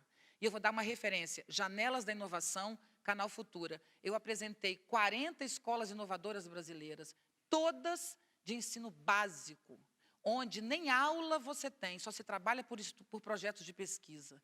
As metodologias mais ousadas. E por que eu estou falando isso? Porque no final que eu apresentei esses episódios, tinha um que eu que organizei, não foi eu que gravei, mas eu organizei, estudei, apresentei, fiz o texto de todas as escolas, a maioria eu conheci pessoalmente. Tinha uma só, uma universidade só, que falava da sua metodologia. Porque quando aparecia uma universidade, é porque ela aceitava alunos de escola básica. Então, ela aparecia apenas como fornecedor. Mas, quando ela aparece como escola, é um caso só, que era a USP, que pegou uma turma, algumas turmas, e fez uma mesa central, e os alunos, as aulas eram todo mundo livre, andando, e não tinha um professor no centro, estudando a partir de telas e tal. E aí o professor da USP apresenta, vocês vejam lá que está lá, ele apresenta e fala assim: porque nós temos aqui uma metodologia incrível que estamos copiando de Harvard. Sabe o que eu fiz com ele? Botei ele como última apresentação. Eu deixei todas as escolas básicas e pobres brasileiras antes dele, para ele ter vergonha. Não vai a Harvard, não, meu querido. Vai para o Ceará, vai para o Nordeste, vai para o Sul, para o Centro-Oeste. Vai para as escolas públicas pobres do Brasil, que você ali vai ver o que é metodologia. Olhem as escolas, estão lá, estão 40 escolas. Poderíamos fazer 200 se quiséssemos. Vocês vão ver o que é educar com novas metodologias, a partir de projetos de vida. Então, temos que garantir, gente, com todas as nossas forças, a nossa escola pública. É essencial defender a educação pública. Mas hoje, quem está sofrendo é a universidade. Nós estamos à beira, nesse atual governo, de privatizar com esse projeto novo que eles estão construindo. O professor não precisa mais de concurso, não precisa mais de estabilidade. Tem que ser contratado pela CLT, senão não entra no novo modelo, certo? Então, nós precisamos nos contrapor a isso. E o argumento é esse: vivemos a sociedade do conhecimento. O maior poder hoje no mundo, mais do que todas as épocas, é o poder do conhecimento e do pensamento autônomo, do livre pensamento, e não da submissão a um grupo que literalmente trabalha em função da manutenção do consumo, né, que nós nos tornamos exatamente esse ser. Deixa eu ver mais o que falta para completar e a gente abre para perguntas. Eu acho que está bom. Quanto tempo eu falei? Então, perfeito, exatamente o que eu tinha calculado. Ó, eu vou terminar apenas trazendo uma mensagem assim, afirmativa, que é o seguinte. Vocês se lembram quando teve aquele vazamento de dados do Facebook? Naquele momento ali, a gente viu o que está acontecendo no mundo, e é isso que a gente tem que tentar se contrapor. Eu vou dar esse exemplo para vocês entenderem, eu não vou comentar mais sobre a universidade, mas para vocês entenderem, com esse exemplo, o poder de formar pessoas autônomas. E pessoas autônomas se formam em universidades livres. Isso que a gente tem que garantir. Pelo menos os formadores e os guias, os líderes, né, que somos todos nós que estamos aqui.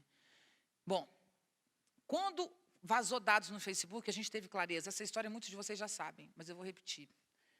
Nasceu um teste russo. Um psicólogo russo criou um teste.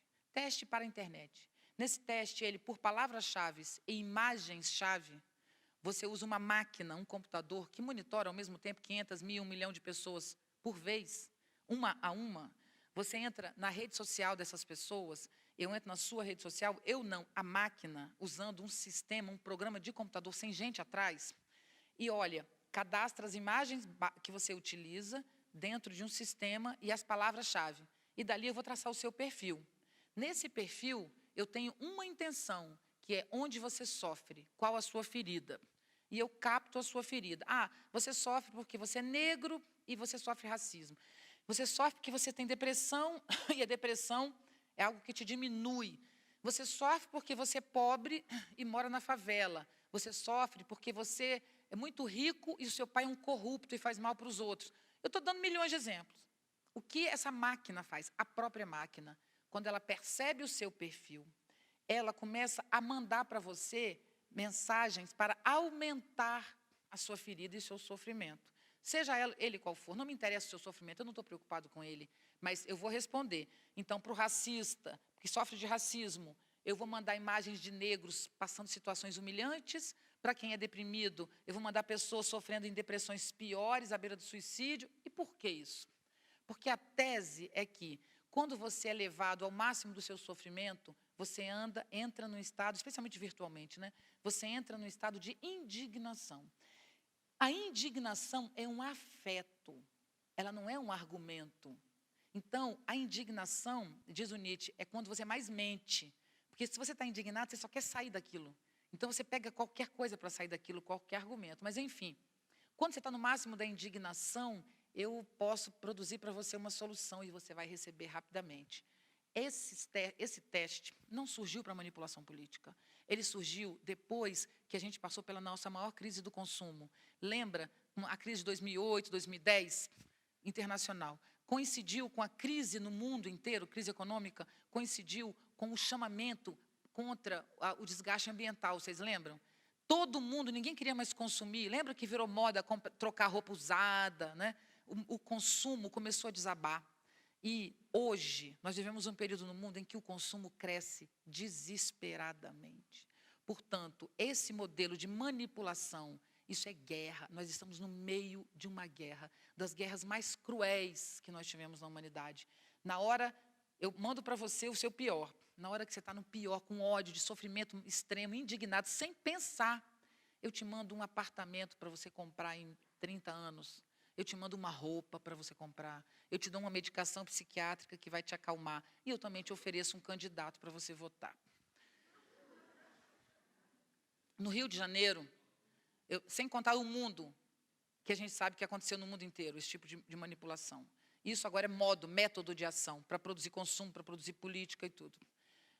Nós hoje, no Rio de Janeiro, há uma semana da eleição, o Witzel, no começo ele tinha 1 ponto. O Witzel foi para 2 pontos. Em 48 horas antes da eleição, ele tinha 6 pontos. 48 horas antes. E ele ganhou com 40 pontos. Quer dizer, ele subiu 40, ele chegou, enfim, chegou. No primeiro turno, né, que ele foi com 40, foi para o segundo turno. Certo? Como isso aconteceu? Nós somos vítima da manipulação da informação no mundo inteiro. Para política, para consumo, para tudo. Nós vivemos a guerra da informação. A metade do mundo é suicida. A outra metade é terrorista. Terrorista é alguém que não apenas quer morrer, mas quer deixar uma marca. Isso é a guerra de nós contra nós mesmos. Hoje, quando você quer explodir o mundo, você coloca uma pessoa para se explodir dentro de um determinado lugar. Você pega um jovem para pegar um caminhão e entrar no meio de uma manifestação. Nós estamos num momento no Brasil perigosíssimo. Nós estamos sendo levados ao máximo do sofrimento, da descrença e da tristeza. Quando uma população é levada, potente como somos no Brasil, que somos potentes no Brasil, levados a essa situação de indigência, nós podemos quebrar e destruir a nós mesmos, e não apenas quem está nos humilhando. A coisa mais revolucionária no mundo chama-se alegria. Se vocês querem voltar a fazer política, a gente vai voltar um dia para discutir isso aqui, como fazer política em sociedade em rede. Mas a primeira coisa é resgatar o valor da vida. Se lá atrás, o Sapiens Sapiens nasceu porque a vida se tornou um valor. Hoje a vida não vale absolutamente nada. Estamos nos matando e nos destruindo sem entender que a vida não foi feita para você ser feliz. Feliz foi o consumo que inventou esse lugar de feliz. A vida é um lugar para viver. E como diz a Luz Salomé, num texto que o Nietzsche musicou, a Luz Salomé diz, vida, se você não tem mais nada para me dá sua dor. Porque a dor é produtiva. A morte não. Pelo menos no domínio que a gente tem aqui. Então, o primeiro ponto é incentivar a vida, e o segundo ponto é nos fortalecer para a luta. Nós vamos nos fortalecer para a luta quando as nossas pautas identitárias, que hoje são necessárias e foram necessárias, inclusive radicalizadas, foram necessárias, é hora de reunir essas pautas identitárias em princípios comuns. Nós não precisamos, para fazer política estudantil, de um presidente do DCE, como a gente já precisou, não. Não é disso que a gente precisa. A gente precisa entender que a gente tem que produzir uma rede entre as redes. O que é uma rede entre as redes? Você continua lutando pelas mulheres, você está lutando contra o racismo, você está lutando pelo meio ambiente. Cada um tem sua luta e pode manter a sua luta e a sua individualidade. Mas todas essas lutas têm que se articular a partir de princípios comuns. A universidade está passando por isso, não apenas porque o mundo está vivendo esse momento, não. É porque a universidade deixou de cumprir o seu papel. Se nós estivéssemos cumprindo o nosso papel de ousadia intelectual, se nós, na universidade, especialmente pública, estivéssemos transformando as nossas relações pedagógicas, o nosso convívio, ninguém estaria nos destruindo. Se nós, do movimento estudantil, estivéssemos mantendo acesa a chama da luta pelos nossos direitos, isso não estaria acontecendo.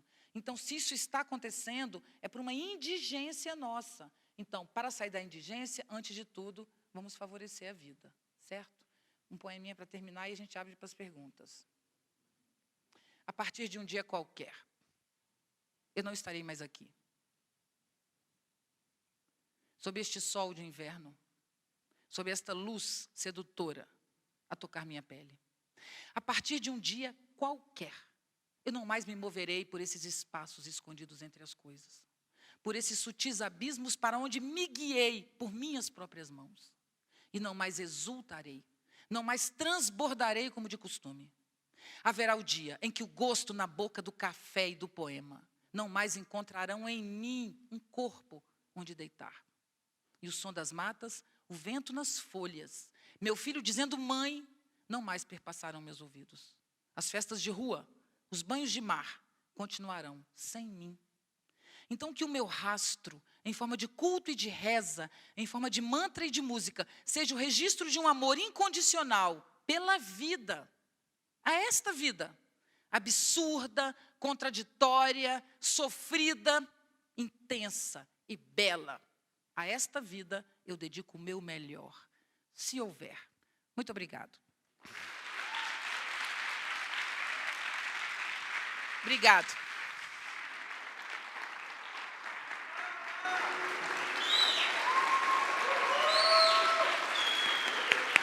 Muito obrigado, de verdade.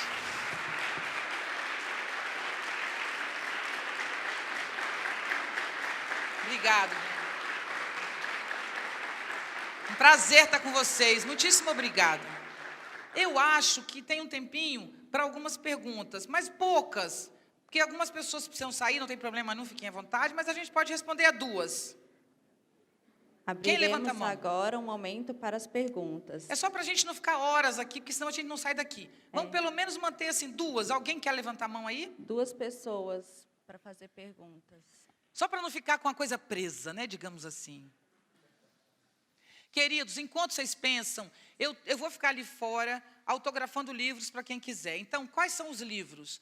Eu tenho o Nietzsche hoje, sobre os desafios da vida contemporânea, é o último livro, é o gatilho do contemporâneo, é provocador, é um livro de provocação e é bem legal. Para quem não conhece Nietzsche, é uma boa iniciação. Tem A Espécie que Sabe, do Homo Sapiens, a Crise da Razão. Esse livro se chamava O Homem que Sabe, né? Se transformou em Espécie que Sabe, porque as feministas me obrigaram e eu concordei plenamente. Falei, muito obrigado, vocês têm razão. Com toda razão e com toda... As mulheres mudaram de lugar, não é só a palavra, né? Então, realmente, as mulheres hoje podem bancar isso com toda razão. E tem Nietzsche, a Grande Política da Linguagem, que é a minha tese de doutorado, que é a base disso tudo. Tem um livro que se chama Política, Nós Também Sabemos Fazer, onde tem um artigo meu que se chama O Poder e as Redes. Eu tenho o da Eduarda, que trabalha comigo, que se chama Democracia e Informação. E esses dois, Democracia e Informação e O Poder e as Redes, estão se transformando num livro novo, uma coisa muito modesta, assim, uma coisa básica, que se chama Por uma Nova Ordem Mundial. Uma coisa básica, a gente está reinventando o capitalismo, uma coisa simples assim, básica.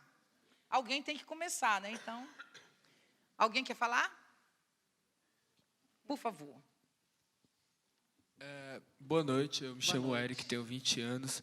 A minha dúvida é basicamente o seguinte, como nós que estamos aqui, podemos pegar esse conhecimento e levar ele para a periferia, levar ele para a base, que é uma galera que precisa muito ouvir, e como é que a gente, de uma certa forma, traz essas pessoas para participar do debate também.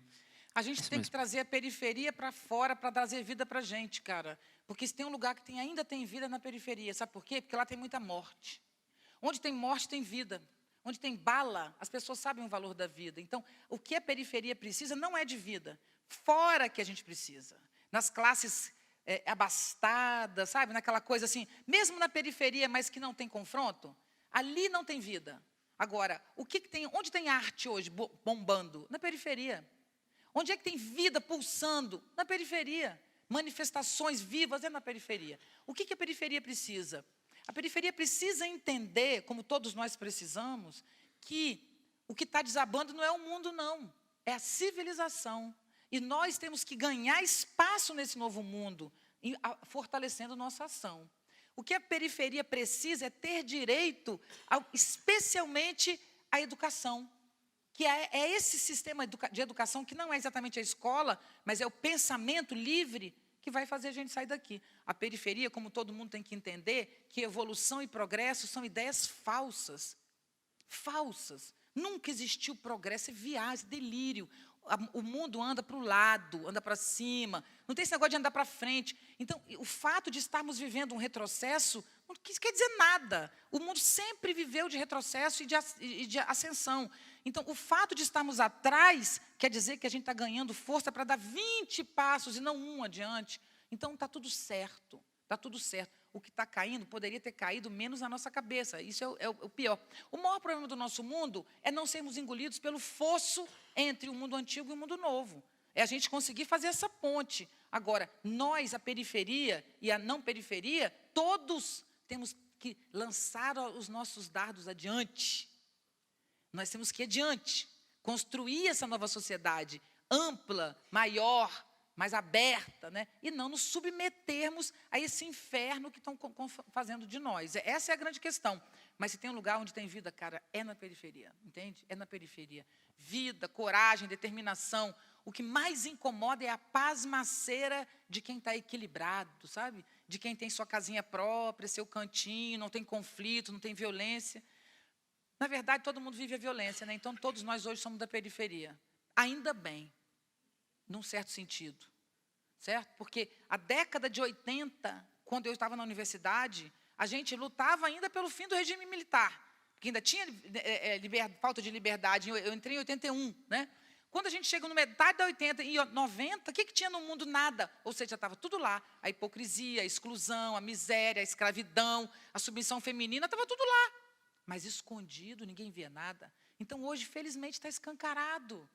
É hora da gente ter coragem de transformar isso. Eu vou falar uma coisinha que eu não falei. O gênero. Antes a gente tinha pai e mãe cuidando de filho em casa. O pai treinava o menino a ser menino, a mãe treinava a menina a ser menina, a avó, os tios, todo mundo. Então, gênero, hoje, eu tenho certeza, era uma questão de treino. Sabe por quê? Porque quando os treinadores saíram de casa, o pai chega em casa tarde, não chega às 5 da tarde. Quando a mãe não está mais em casa, a avó também não está, porque a avó ganhou, está fazendo mestrado, né, graduação, tia solteirona foi extinta. Quando não tem mais ninguém com essa criança, e ela criada livremente com o seu corpo, como diz Michel Foucault, pavoneia. Se pavoneia, ele vai onde quiser. Portanto, a grande revolução dos corpos no contemporâneo é que feminino e masculino se deslocaram de homem e mulher. Feminino e masculino hoje são valores que a gente usa como bem entender. Então, quando a gente nasce, a gente escolhe. Sim, eu posso ter nascido para parir, eu tenho um corpo que pode dar a vida. Posso, mas eu posso acionar o meu masculino e utilizá-lo como referência, né? Mesmo não usando hormônios. Posso usar hormônio, mas mesmo sem hormônio, eu posso literalmente. Assim como o raciocínio contemporâneo é um raciocínio feminino, mas não necessariamente de mulheres. Você pode ser homem, heterossexual, não ser afeminado, com gestos afeminados, e pode ter um raciocínio altamente feminino. Você pode ser uma mulher altamente feminina e ter um raciocínio masculino. Então, essa liberdade a gente ganhou. Isso é um ganho do contemporâneo. Graus entre uma coisa e outra. A gente tem que aprender que agora as coisas vão ser assim. Quem é o próximo? Por favor. Primeiro, eu queria agradecer, Viviane, é um grande prazer. Suas palavras, elas abraçam a gente, assim. Ela é uma enxurrada de informações, mas que abraçam com coerência, né?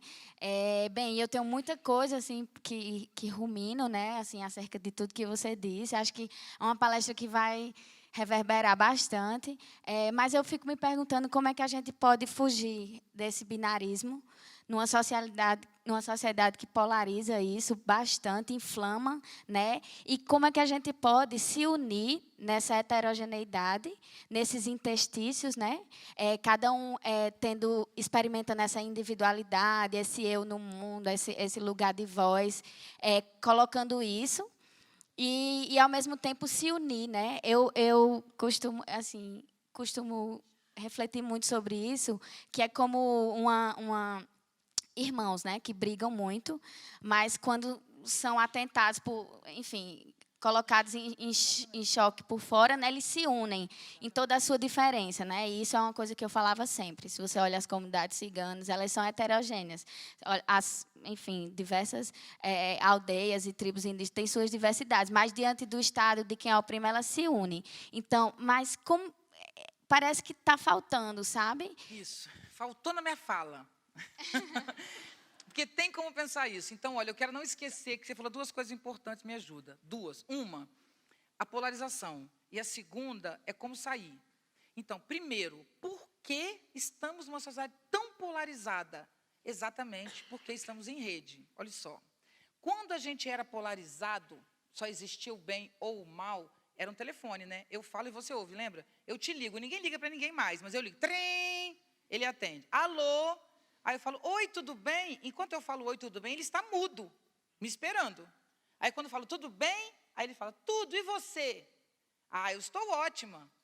Olha só, é sucessivo, não é simultâneo. Eu tenho que esperar e tenho que responder. Então, esta é uma sociedade em que é um ou outro, um de cada vez, o tempo inteiro.